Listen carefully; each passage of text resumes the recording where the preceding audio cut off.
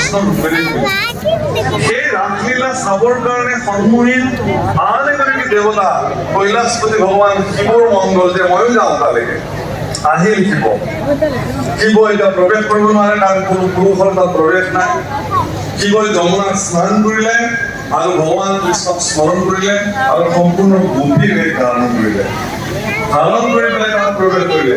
আজিও যমুনাৰ পাৰত বৃন্দাবনত গোপেশ্বৰ মহাদেৱ বুলি মন্দিৰ আছে, য'ত কৈলাশপতি ভগৱান শিৱ গভীৰ ৰূপত কৰি ৰাখিছে।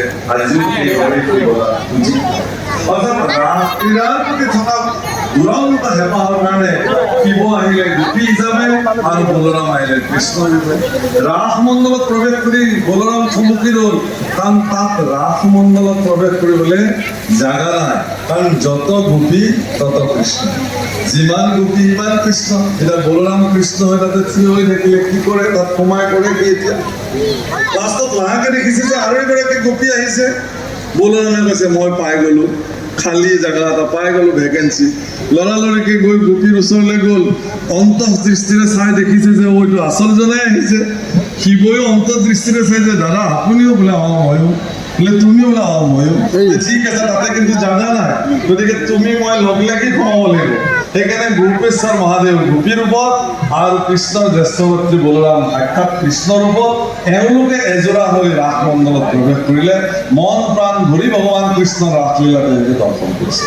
প্ৰভুসকল সেয়া নহয়, ব্ৰহ্মা আদি কৰি সমস্ত দেৱতাসকলে গন্ধৰ্ব কিন্নৰ বেদ মন্ত্ৰসমূহ মূৰ্তমান হৈ তীৰ্থসমূহ মূৰ্তমান হৈ সেই চৌপাশে বেৰি আকাশ মাৰ্গত পুষ্পাঞ্জলি ক্ষীৰত দৃষ্টি কৰি কৰি ভকত আৰু ভগৱান কেনেকে একত্ৰ হ'ব পাৰে সেই মহালীলা সকলোৱে দৰ্শন কৰিছে। তাত এটা বস্তু দেৱতাসকল ব্ৰহ্মা আদি কৰি দেৱতাসকলে দেখি আচৰিত মানিছে যে ৰাসত নৃত্য কৰোঁতে কৰোঁতে যদি কোনোবা গোপীৰ ঘাম ওলাইছে, ভগৱান কৃষ্ণই নিজে পিতাম্বৰীৰে গোপীসকলৰ ঘাম মুচি দিছে। কোনোবা গোপীৰ যদি বেছি গৰম লাগিছে, ভগৱান কৃষ্ণই পিতাম্বৰী দিছে। কোনোবা গোপীয়ে যদি কৈছে যে মোৰ ভাগৰ লাগিছে, ভগৱান কৃষ্ণই নিজৰ গোপীৰ ভৰিখন তুলি লৈ চৰণ এনেকে পিটিকি দিছে।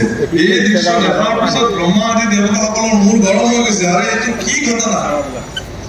গোপীসকলৰ চৰণ ভগৱানে মালিচ কৰিছে, ঘাম মচি দিছে। কোনোবা গোপীৰ ভাগৰ লাগিছে, কৃষ্ণৰ গাতে এনেকে ভেজা দি পেলাই ভাগৰ জিৰাইছে, কৃষ্ণৰ মূৰত মাথা দি শুইছে।